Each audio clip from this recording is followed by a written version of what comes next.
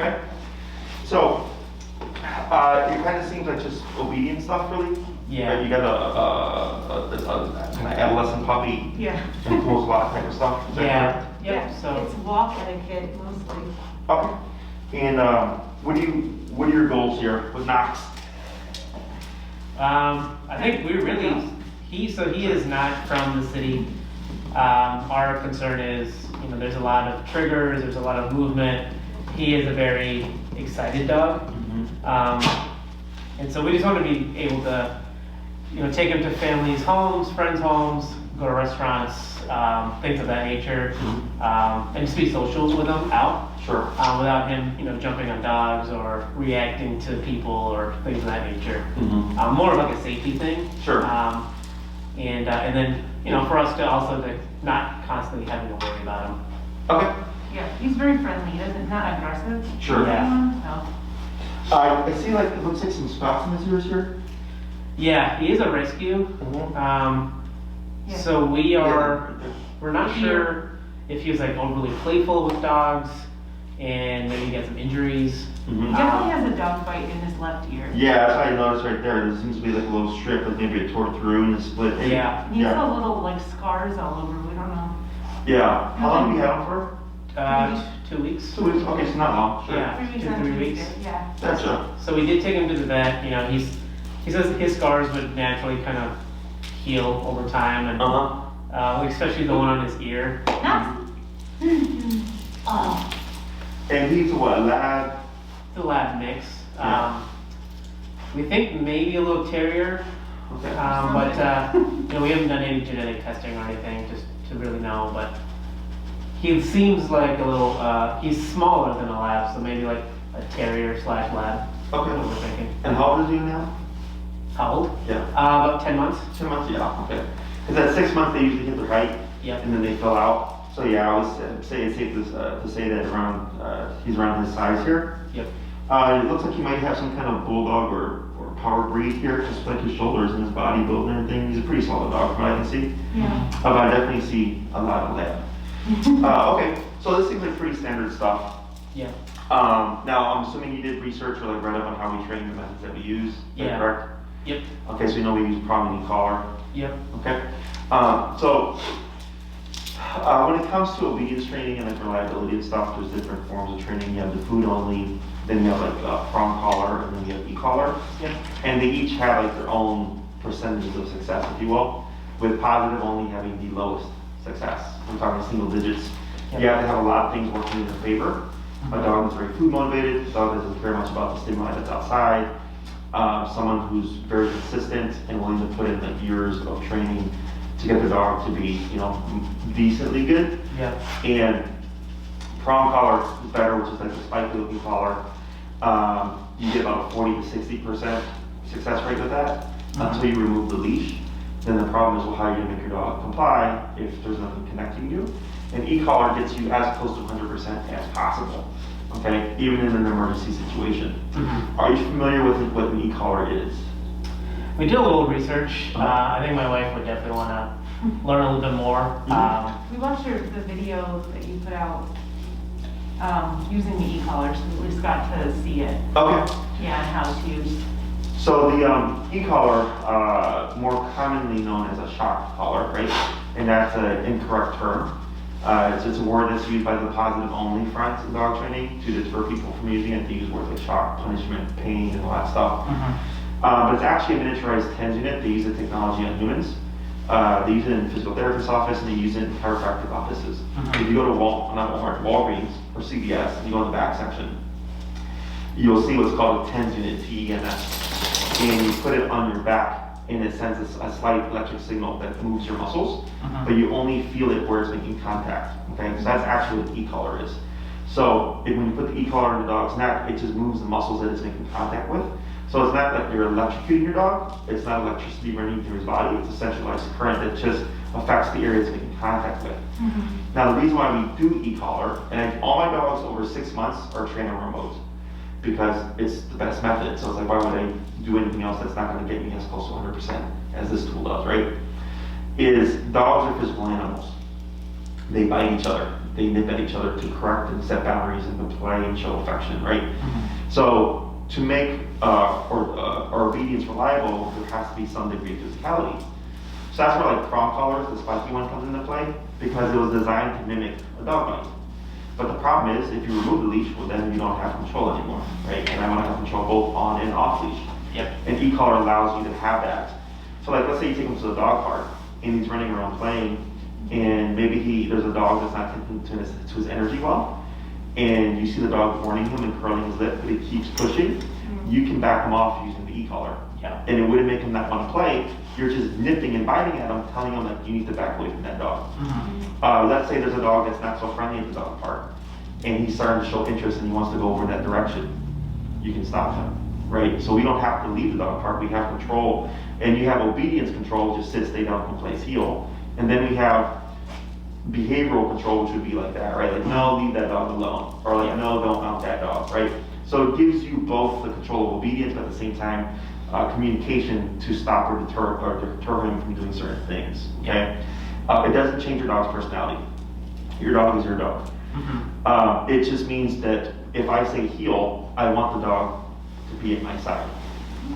People typically, when they think of heel, they don't like have a problem with the dog pulling, they just don't want the dog to pull that much. Yeah. But that's too complicated. It's either he's pulling or he's not pulling. Yeah. Okay? So here, my level of heel or my style of heel is if I take 5 steps, the dog takes 5 steps. If I take 1 step, the dog takes 1 step. If I stop, the dog automatically sits. And this is with a completely slack leash or no leash if the owner so wants, okay? So when he's under control, when he's in a heel, he's gonna be at my side. He's not gonna be excited and happy because he's working, right? You can't have both an excited... Knox, don't do that. Knox. Hey. Oh, you listen? Come here, buddy. Yeah, boy, good job. What was I saying there? About just healing and So I want him at my side. I don't want him all over the place. Okay. And people really kind of want to use food only to like train their dogs and like be happy and everything's great in life, but that's not realistic. It makes people feel good thinking that they could do that, but the reason why I'm here is because those methods actually don't work. Okay. So here, I have no problem adding food in as part of the training because it's a great reinforcer. It is a great tool, but I just don't rely on it to create reliable obedience. Okay, that's where the aversives come in. So, is this making sense so far? Yeah. So every dog is different. We start low, we work our way up, and it's exactly the same thing that they do with the chiropractic offices. Is they would put the machine with the nose on you or whatever, with the electrodes, on your back, and they would say, tell us when it's too much. And they would raise it and raise it and raise it, and eventually you say, hey, that's too much. And then they would lower it, and they would say, how does that feel? And you say, that feels good, I can tolerate that. They go, okay, we're gonna let the machine do its job. It's the same thing for dogs. We start low, and we work our way up, okay? Knox here tells us what's too high, because he'd be yelping and rolling around. But if he's not listening, that tells me it's too low, right? So we have to find that kind of pocket where he's compliant, but it's low enough that he's not in any real discomfort, but it's high enough that it's motivating him to be compliant, okay? Now the way that I teach the collar is, I of course don't want you to always have to be like tapping or remoting your dog to make him listen, right? So a lot of trainers promote what they call low-level e-collar. And I just had a consultation earlier with some of the other dog trained with this kind of trainer. And what that means is they're operating at stupid low levels. So my collar goes to 127 in increments of 1. So 1, 2, 3, 4, 5, 6, all the way to 127, right? And their dog was training at an 8. But the problem is their dog is still lunging and barking at dogs. Okay? And I said the reason why your dog's still lunging and barking at dogs is 1, because the collar they have is meant for a smaller dog. It's not meant for a 90-pound dog. And 2, 8 is not going to deter the behavior. Okay, you have to be much greater than 8, right? So my theory is as low as possible, but as high as needed. Okay, so if I'm operating at a number where he's like, hey, I don't like this, it's going to motivate him more to not make the same mistake. Does that make sense? Yeah. That's what consequences are for. So if we touch a hot stove, you don't touch it again. Yep. That sucked, right? So same thing for the dog. So when it comes to obedience, we start low, we work our way up. Knox tells us what works for him, and that number may change according to the environment. So like here in my facility, he could be at 25 at a 127. But when you take him to a busy park with dogs running around, it could be 65. Because, excuse me, there's more stimuli going on. Yeah. Okay? So it's very much adaptable to the situation that you're working in. Of course, the way that I teach it is I don't want you to always have to be actively using it, but it's going to be present. You guys drive? Yeah. You go on the expressway? Yep. Do you go the speed limit? No. So it depends. So most people do not go the speed limit. He does. Right? It's annoying. So, right, you get stuck behind the person who does and say, yeah. So, the reason is it's called opportunistic behavior. If we can get away with something, we try it out, right? But if you see a squad car, we of course then slow down, we're going the speed limit, but then once we pass the squad car, all of a sudden everybody speeds up again, right? Same thing with dogs. Think of the e-collar as a cop on a collar. It's the threat of consequence. Yep. So he's gonna be more compliant, he's gonna behave better.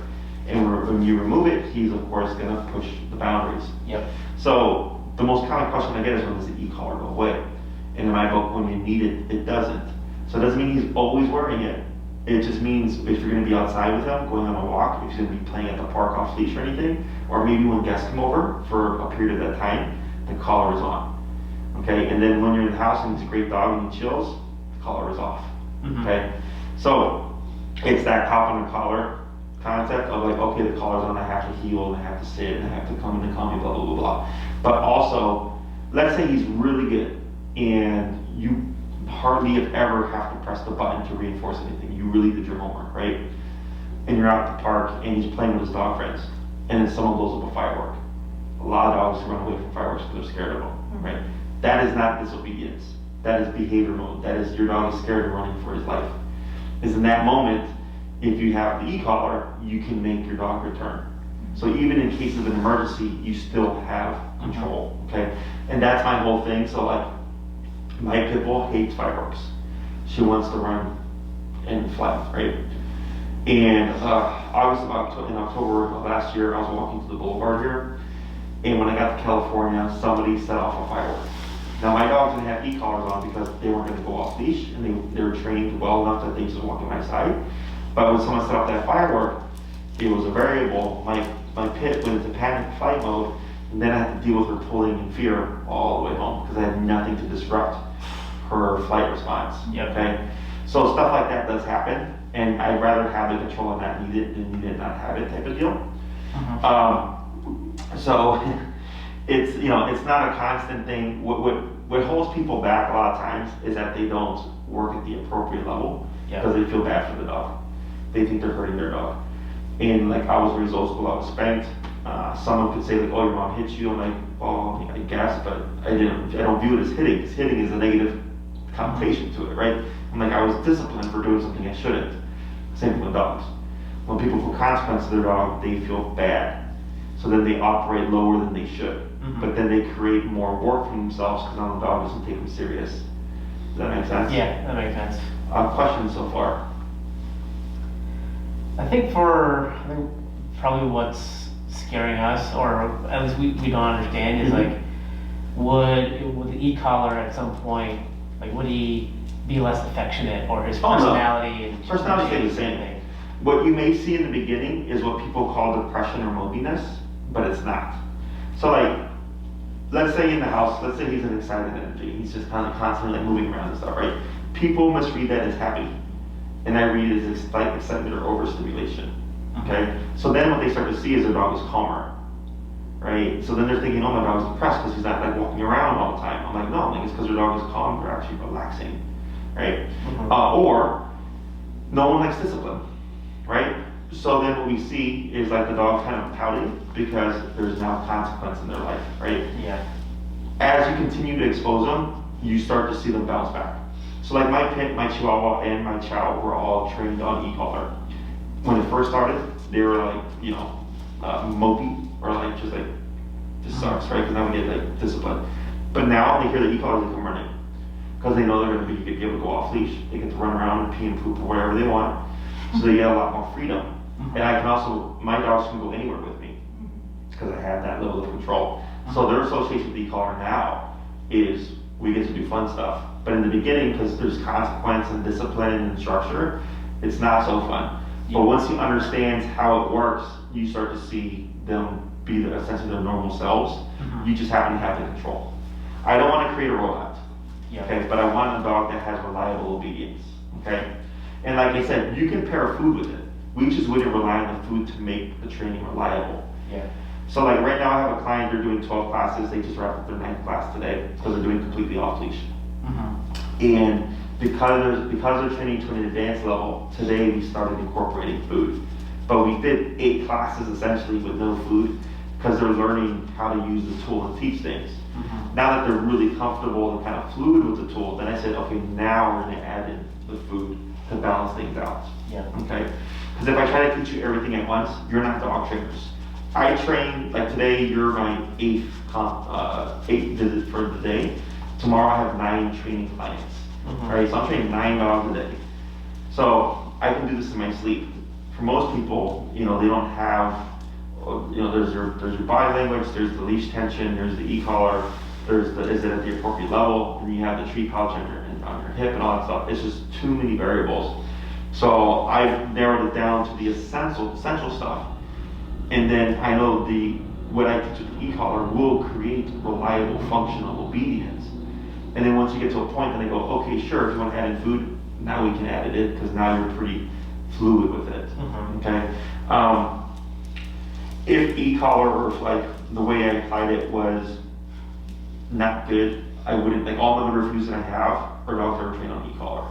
Okay, all the negative reviews that I have are actually just people bashing e-collar. They've not trained with us. Or there was a lady who called and then didn't like our prices and left a negative review. So, but all my clients, all my reviews except for one that was trained on prong collar, are all e-collar reviews. Okay, so it's perfectly safe to use. You're not going to change your dog's personality type. You're not going to kill your dog. It's not going to one day make him bleed because it's just a muscle contraction. Okay. Other questions?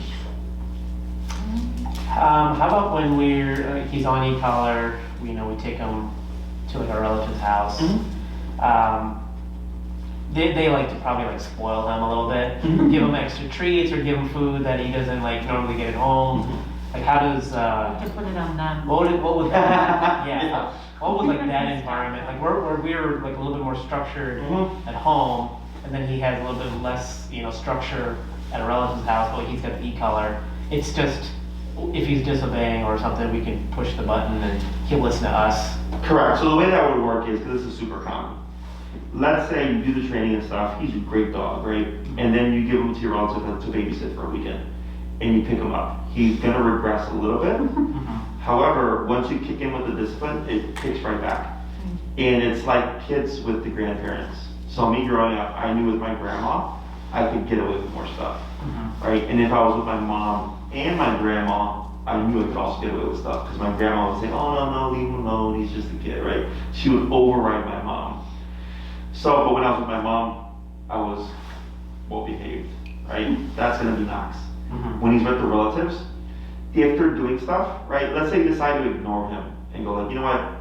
We'll consider this a vacation for Knox and we'll let them spoil him. It's not going to affect your training, okay? At home and outside of that context, as long as you're reinforcing the rules, it'll be the same dog.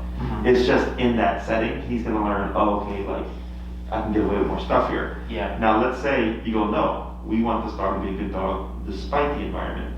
You would simply just reinforce, right? So like if Knox was laying on his bed and he's not to move for a couple of hours, and somebody went over and I started giving him treats and stuff, and then he tried to sneak off, you would simply just correct him. And he goes, oh, okay. He's like, when I'm here, I may get a lot of treats, but it doesn't mean that I can step off of this, okay? Or like maybe he's jumping on people. You could correct him for that, and teach him like you don't jump on anyone. The problem that you may come across is if they don't like the e-collar, they're gonna down talk you or like try to override you and say, no, leave him alone, don't correct him, okay? And that's where things get complicated, because ultimately he's your dog, right? However, people will voice their opinions, and then that's a whole nother topic, So like, I've had clients where they'll say, Jesse, we come to, our dog's great in the house, when we have a guest come over, they completely ignore our rules. And I go, then I don't invite the guest. Yeah. right? Regardless Yeah, if it's it's friend or really family, okay? Yeah. Friend or family, like if you're not gonna respect my rule Listen. and, respect my dog's rules and all that stuff, Yeah. then I don't want you here, right? Mhm. But some people are like, but I feel bad. I'm like, however you handle it is up to you, but that's how I go about it, okay? But anything anybody else does, like let's say they don't reinforce the training and stuff, will not greatly impact your training, Okay. okay? E-collar gives you a lot of gray area in that kind of sense. The other thing is, because of COVID, so before I used to train the dog in front of you, and then I would give you the dog and have you train him. Now I just have you guys train the dog yourselves. Okay, I'm there with you, I'm coaching you, but I don't touch the dog anymore. So you learn everything from ground zero. Gotcha. Okay, and like in the summertime, you were training over at Oz Park, which Oz Park is crazy busy, and it was the perfect environment. And we're getting reliable obedience in an actual crazy busy environment, all because of remote collar. Okay. It's very intuitive, it's very logical, the exercises are simple, and in terms of training, you just train as you go about your day with Knox. So every time you walk Knox, that's when you would be training your heel. The only command that actually really requires you to go anywhere is the recall, which is come and call. Okay, so in order for his recall to be reliable, you have to practice distractions, squirrels, rabbits, other dogs, things like that, in order to teach him when we're in this kind of setting and I call you, you need to return. Now, if you're trying to push them towards off-leash reliability, that also requires you to take your obedience and take it outside. Yeah. But for the most part, you just train as you go along, go about your life with your dog. Obviously, the more time you commit to training them outside in the environment and stuff like that, the faster he's going to progress. Okay. Recall is the one command that does take the longest because you have to go somewhere. Heel is actually the one command that's the fastest. Because you walk your dog multiple times a day, right? So I would think at least walk 3 times a day to go potty. So you're practicing heel 3 times a day. The other stuff, sit, stay, down in place, really just progress according to the owner's investment in time, because you can do that inside, Yeah. right? So you can commit as much time as you want on those things. He's got some of it down weirdly. I mean, he's really good at sit and wait. Right now, we've got him on nose, and it's only been 3 weeks. So But yeah, we don't know if if I he's, can't remember if that's responsible. It's been a while since I've had a dog. he also does have, it does seem like he has some slight training in the Sure. past, but like for example, he doesn't enter the home until like you bring him in, kind of thing, which, other dogs, untrained dogs would just run in Sure. real quick, so. He's a sweet dog, we don't know, he just gets overly excited and then he forgets, You have to walk him I've got humans here, You have to walk him through an alley, and the thing that made us realize how badly he needs walk training is because if you walk by the garbage can, it's Chicago, there's rats, and Oh, yeah. he goes nuts. She's gonna go crazy. Because for dogs, you see them coming, you see people coming. We don't always see the rats, so if I'm slack on the leash, he's gonna try to dart away. Sure, yeah. That is one thing we need to work on. So I had a client, it was actually our first client post-COVID. The dog, friendly dog, 90-pound, 100-pound dog, broke the husband's shoulder 3 times. No, I'm sorry. 3 times? Yeah, 3 times, sent it to the ER twice in 2 years, Whoa. right? Oh, Because from of pulling. pulling? From pulling. Oh, yes. Pulled him down, slipped on ice. I had a client actually earlier today, the dog pulled her down and she slipped on the ice, hurt her shoulder. Last week, a friend of mine, his friend, was walking her dog and she wrapped the leash around her fingers and the dog blew limes and this large dog broke her fingers. Yes. Yeah. I had a 120-pound dog growing up. We only trained him on the prong collar and with food. I can't tell you the number of times I was like a kid. I used to walk a 120-pound dog when I was 65 pounds, but yeah, there's so many times I ended up on the ground. Yes. Because especially when he ran back at you, if you were playing fetch or something. Sure. He would do that thing where he veered at the last second and without fail would crash into you partially. Sure. So Yeah. we do, ideally he's pretty good at that actually. We do a lot of running back and forth in the house and he seems to be able to stop before going a different direction. Yeah. But, yeah. I think the one thing we've noticed recently is, which we're nervous about with other people, is he's a little mouthy. So Oh, sure. Yeah, he gets excited, he's expecting a treat, he'll maybe lunge his fingers. But is that something that we can probably correct with? That is correct. Now that is actually overstimulation. So dogs, when they get emotional, if you will, they express it through their mouths. Licking, panting, salivating, chewing, nipping, biting, barking, whining, right? So a lot of mouth-based expression. So what happened most likely is he's getting overstimulated and it's getting frustrated. So then he's jumping and nipping as a means of release. So possibility is with just the discipline of the collar and given consequence, it actually fixes that problem. If it doesn't, or like someone's like, hey buddy, right? Like maybe talking to him, and he goes, or you think of you can see the thought of him thinking of it, you would correct that with the e-collar. Okay. Yeah. The other thing about it is that it's not as confrontational as a prong collar, right? Because a prong collar you have to yank.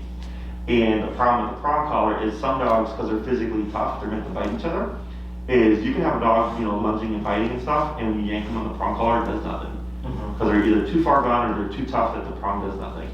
E-collar doesn't matter. So like I had a lady, she was 90 pounds probably, with a 150 pound Great Dane, who was dog reactive.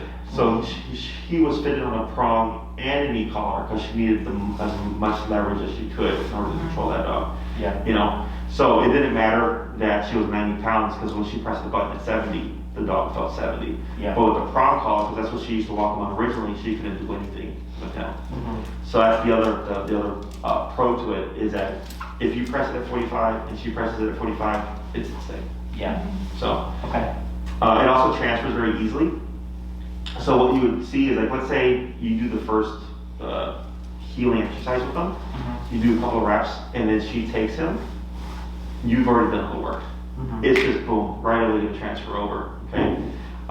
So like when I work with clients, and like let's say you have a dog walker or something, and you want to teach your dog walker how to use it, as long as they use it at the right level and do the exercises like you say, right away it just transfers over, okay? So it's also a very efficient tool. Other questions? So it's basically like when you see a behavior you don't want the dog to exhibit, you press the e-collar, or is it? Yes and no. Okay, yeah, that's what I was trying to understand. Like, is the e-collar the signal to them to do something or to stop doing something? Both. Okay. Both, correct. So, in my theory of training and stuff, it's more important to teach what not to do. So like, let's say jumping on people.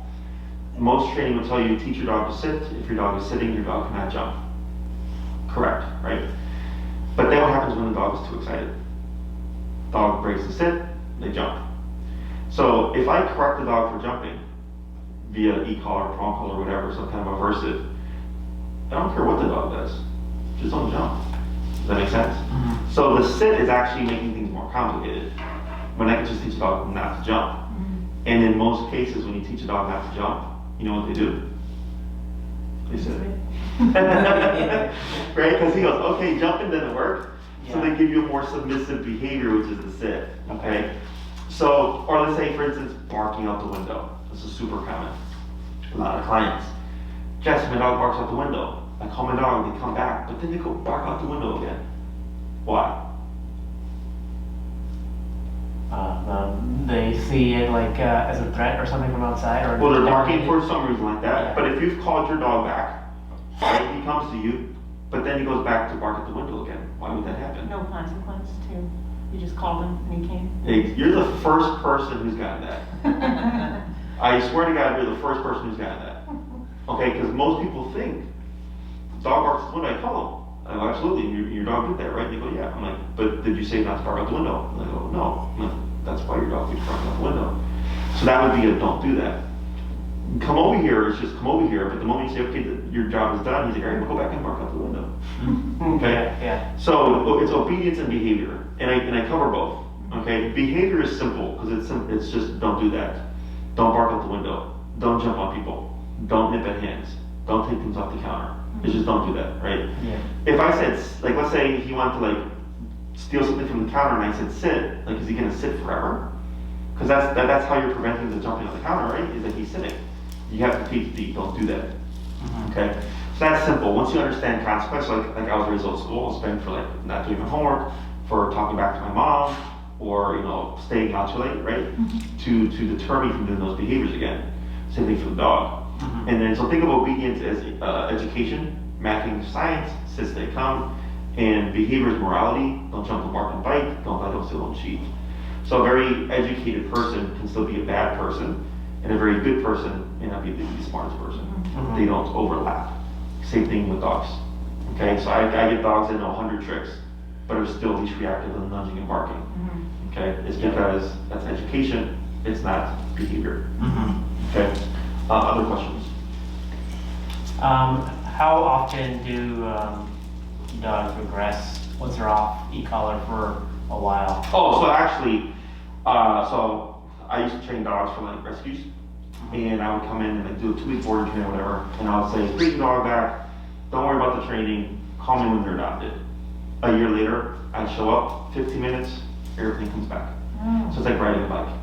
Okay, so like let's say you travel and for like a month or something, and you leave your dog with relatives and they do none of the training, and you come back and clearly he's regressed. You just pop the e-collar, you start to heal, you do a couple of things, boom, everything comes back. Okay, now he may not be as sharp, right? So just like with us, if we don't use a skill for a long time, we kind of lose it a bit. Yeah. But he'll still have retained everything. You'll just may have to do a little bit of training to kind of get it back to the level that it was. But dogs never fully forget. Okay. Okay. Other questions? Let's see. I guess I wanna, is there a way we can, I think his big thing is to be off leash would be great, and then walking etiquette. He seems to be getting some of the tricks or whatever, he's learning them slowly. He actually didn't know how to physically sit when we got him. It was so strange. Never seen that before, but, so he's like picking up some of the stuff pretty quickly. So I think that what we probably need is like walk etiquette and off leash training, right? Well, I mean, like our simple commands, like the obedience, like, Okay. you know, I think he doesn't, we're just doing positive reinforcement, like with treats only, and we're trying to wean off, like, giving him treats, but he's obviously like still expecting return for like, and so, you know, he's about like 60%, I would say, on sit. Sometimes he does it, sometimes he doesn't. It's a distraction. And yeah, I think he doesn't make a lot of eye contact with us still. That's a big issue for us. Where he's like looking at pockets or hands and like, so I think just getting his alertness to like us and make eye contact, and then letting him know like you're doing well, you're doing bad, things of that nature. I think it just goes into basic obedience. So the eye contact stuff actually doesn't matter. Okay. In positive reinforcement it does. It's a lot about focus and look at me, right? But dogs can actually be mentally aware of you, but not have to look at you and still be compliant. So to give you an example, I had a dog, we were at the park, we're staring at a squirrel. And I told the client, tell your dog down, the dog down, while I was staring at a squirrel. Okay, so the brain was there, but the brain was also here on the client. And it heard the word and it still gave the behavior. Okay, so we didn't need eye contact in order for the dog to comply. Does that make sense? Yeah. So you're still in the head. In terms of figuring out what length of time you would need, right, and cost. So you're in the 6, 9 to 12 week range, okay, which is 1 class a week for an hour. Think of the 6 week as we walk our dog on a leash and go to the dog park. Think of the 9 week as walk our dog on a leash, go to the dog park, and go to restaurants. And think of the 12 week as all of that, plus we go to the dog beach, plus our dog is off leash at a park with no fence. Plus we go, to picnics and we go to friends' houses. Like we're gonna do everything with our dog. We're gonna go hiking. That's 12 classes.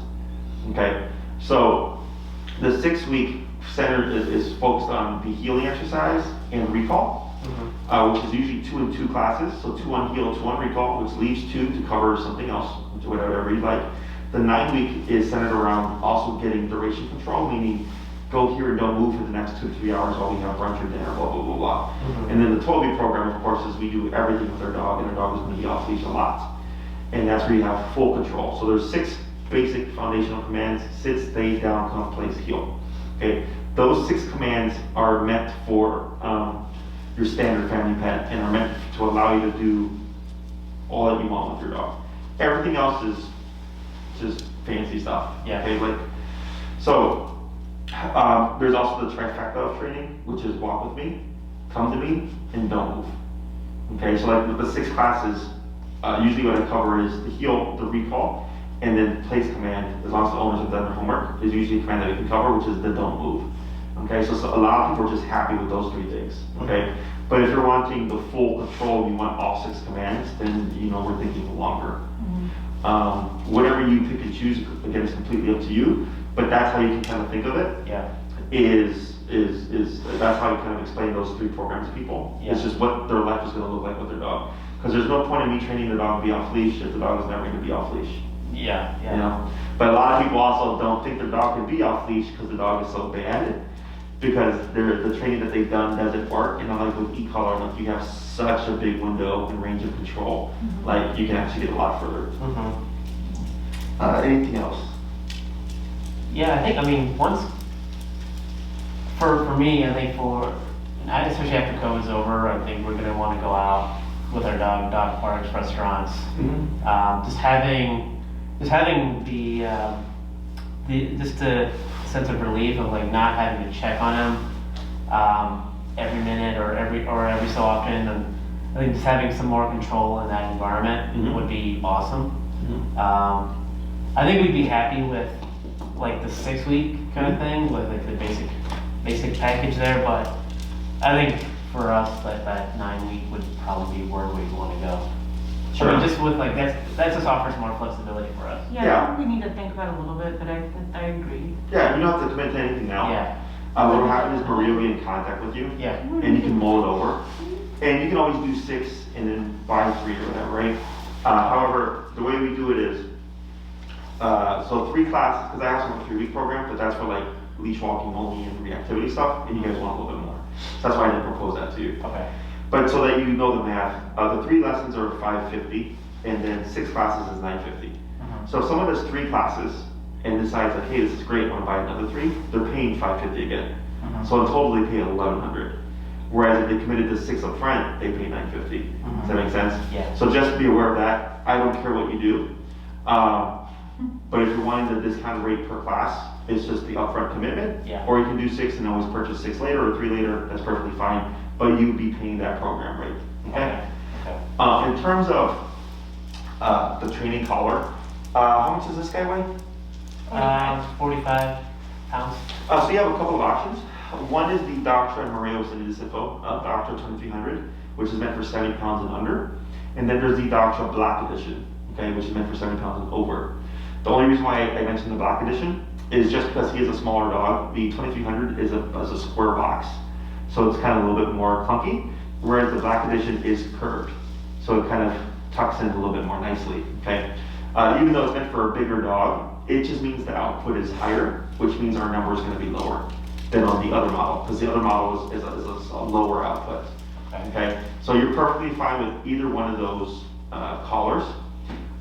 Is it a differentiator just because of the size, or is it more comfortable for the dog for like one having a clunkier box? Oh, sure. I think it's really more so just aesthetic. Okay. Because I've trained dogs on both collars, and I've not had any dogs complain. Yeah. But yeah, that's really just personal preference. Okay.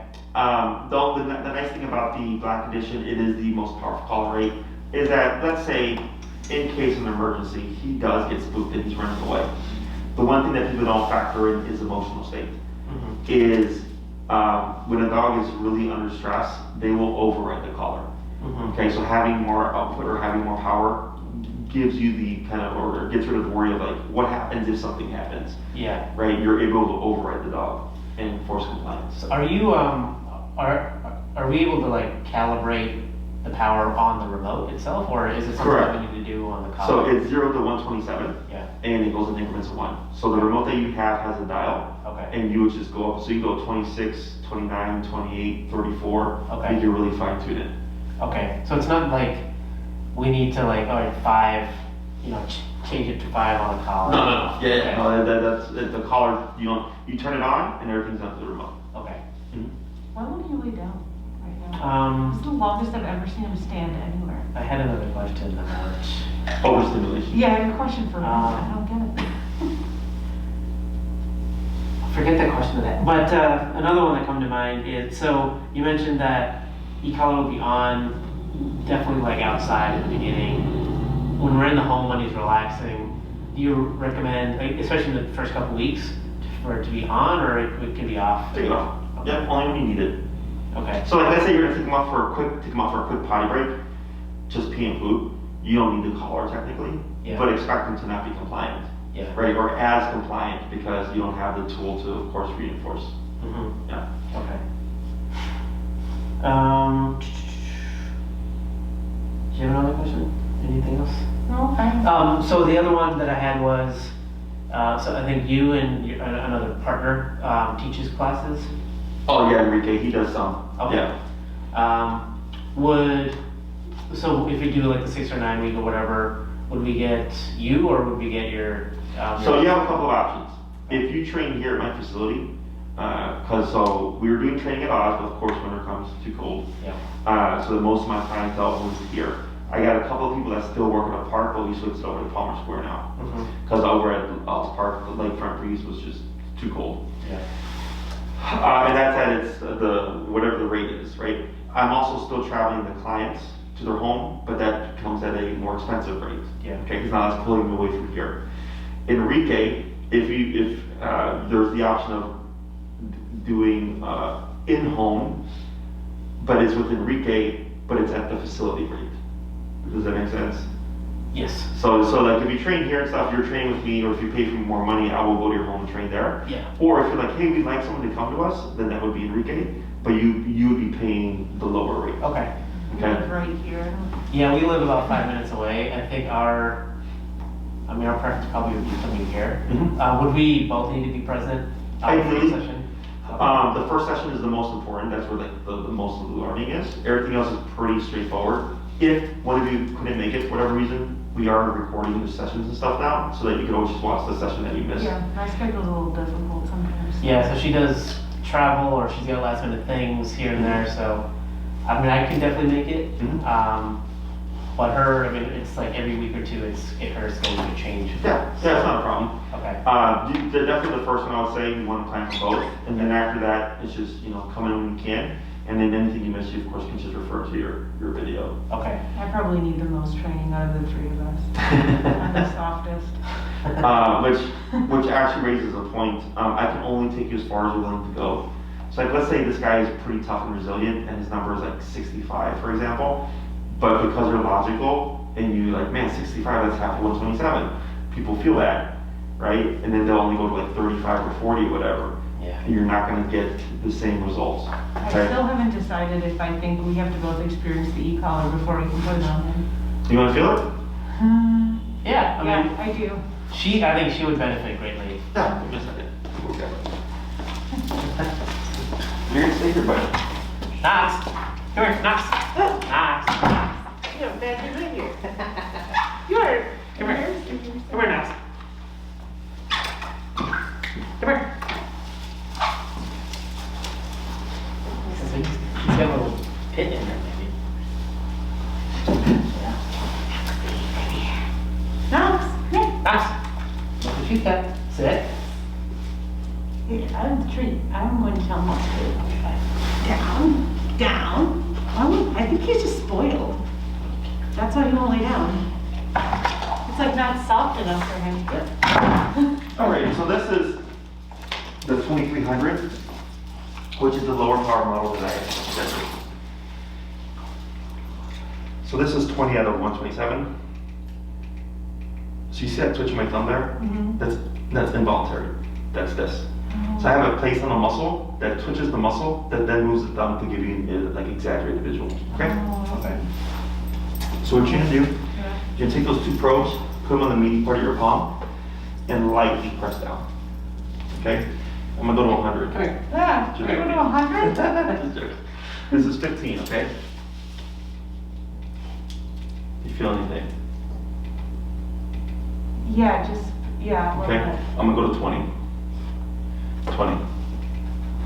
Okay, Feel that? yeah, I felt it, yeah, but okay.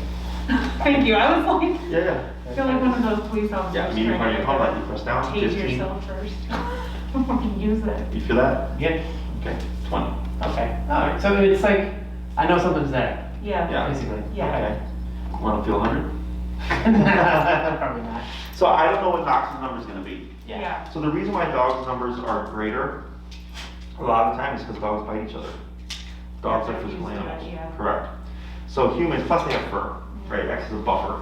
Whereas for you, you don't have that buffer. It's just on your skin. Yeah. So here, again, like let's say 15 was enough to get Knox to do everything perfectly. Then our number would be 15. Mhm. Yep. But if I need to be at 45 or even 95, Knox. I will of course go to that level to make the dog be compliant or to deter the behavior. Yep. Okay. So that's again the biggest factor in terms of the training is the owner is not willing to go to the extent needed to reinforce the command. Yep. Okay.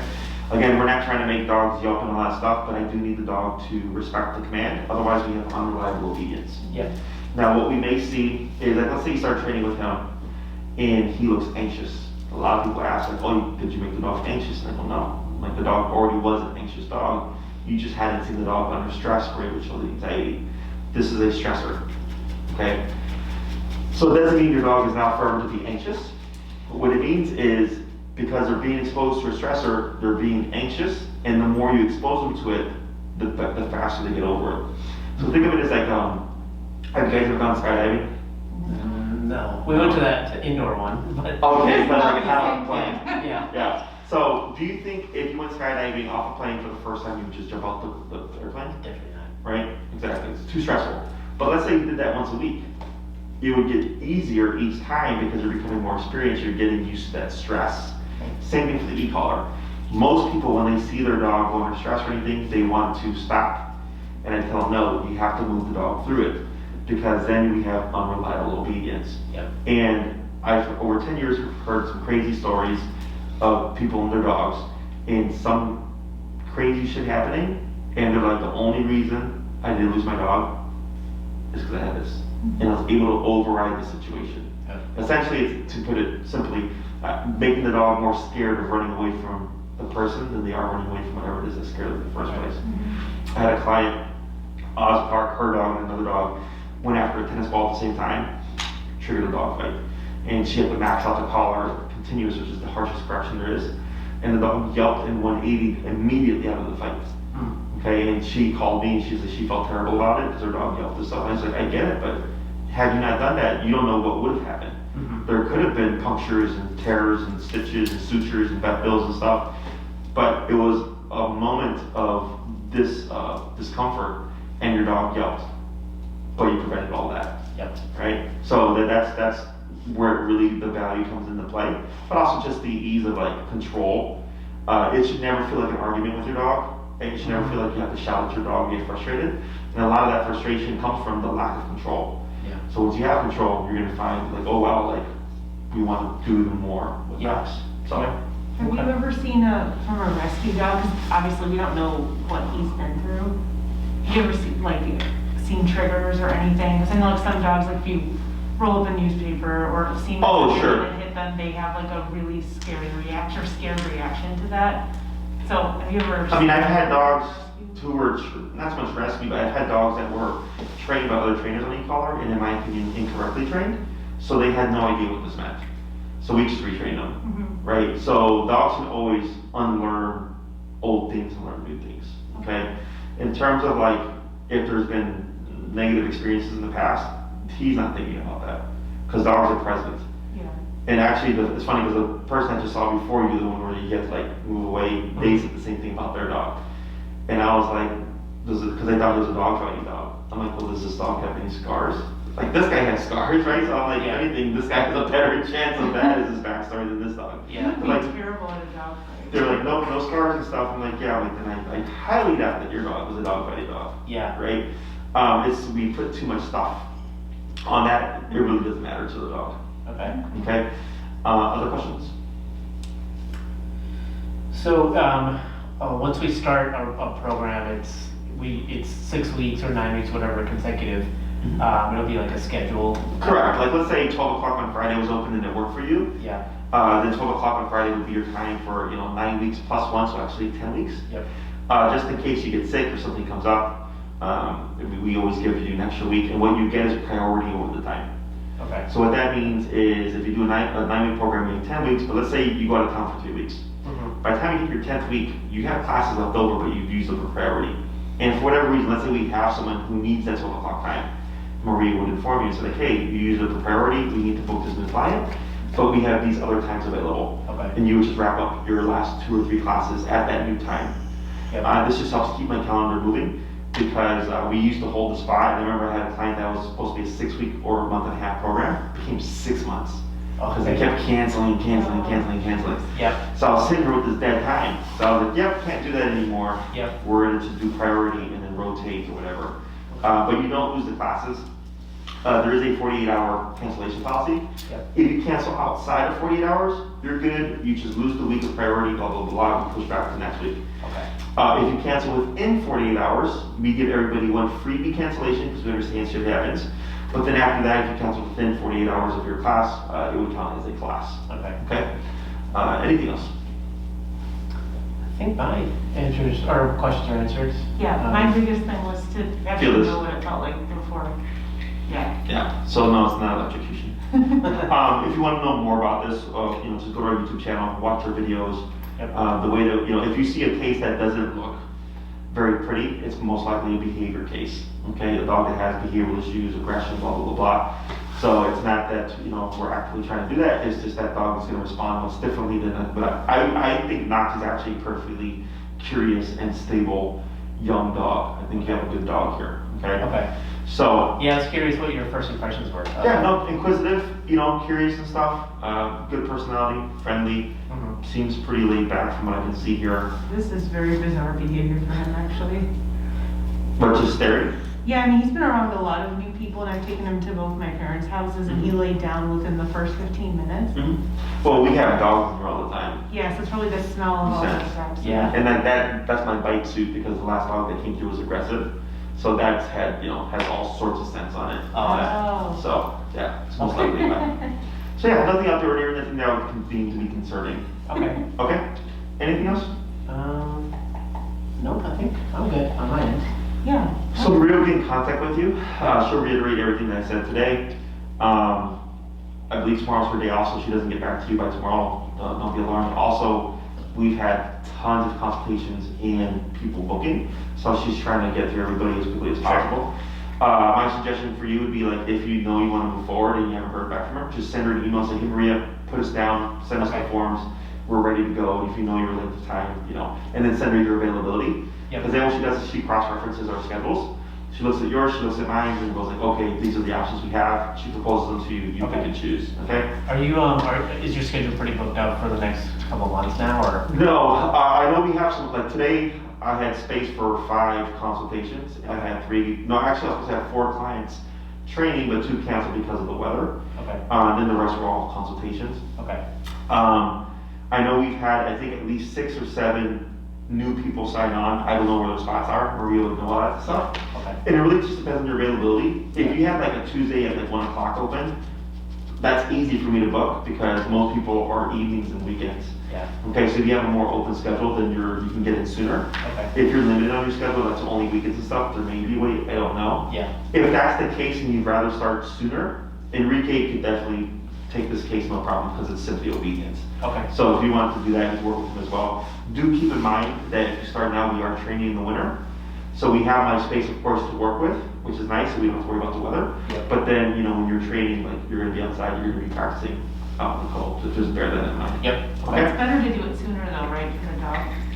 I mean, it's completely up to you. I mean, whether you do it when he's a 1.5 to 3 years to now, really doesn't matter. Okay. But definitely, We'd like to do it sooner, but just Yeah. want to make sure if we end up having to wait a little bit, it's not a big deal. yeah, no, I've trained dogs as old as 8 to 12 years old, so it doesn't matter. Okay. Okay. Okay, yeah. So, I mean, obviously you're not gonna wait that long, but if there was a month or 2, like it's not gonna affect your training or Yeah. how you respond or anything like that. Okay. He's at a good age. We start puppies at the youngest 6 months, Yeah. because that's the age when they start to be treated as adults by other dogs. Yeah. I even have a couple that are starting at 4.5 months, so doing board and trains. Okay. So I can actually go in sooner. It just comes down to the owners. Would we, sorry to cut you off. If we do the indoor, if we wanted to simulate like a dog park or something? Yeah, Would we we can be make able to it- interact with other dogs here? Yeah, as long as he's social, it's Okay. not a problem. We can just put some dogs in the playpen, Okay. pending we have dogs here, Yeah. right? Because if you came like at 8 o'clock on a Monday, chances are there's gonna be no dogs, because Yeah. all the daycare dogs are gone. Yep. But yeah, if we have dogs here, it's not a problem. Oh, do you have daycare? Is there a daycare, like a dog daycare here too? Oh, okay. Yeah, it's a dog boarding and training facility. Oh, cool. Mhm.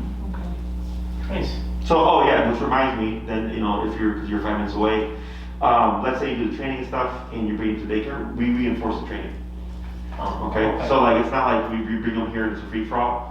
We do treadmill time, play time, duration, which is like, go here, don't move. There's a ton of stuff going on. During the summertime, we replace treadmill time with pack walks, where we walk like, you know, Yeah. 6 to 8 dogs a person. So you get to partake in that as well. So we structure the day out so that it's not play, which then sends some of the dogs usually like really excited. Yeah. We divide it up between, you know, structured physical exercise with the treadmill. We have duration work, which is mental exercise, and then we have the playtime in the kennel, and then the kennel in the play area, and there's also kennel time just to help the dog relax and decompress. Oh, okay. Okay? Perfect. Yeah. Anything else? No, I think this has been helpful. Thank you for your time. No, you're welcome. If you have any other questions, feel free to reach out. Okay. Like I said, Maria will of course get in contact with you, and then she'll get you all scheduled up. Yep. Alrighty.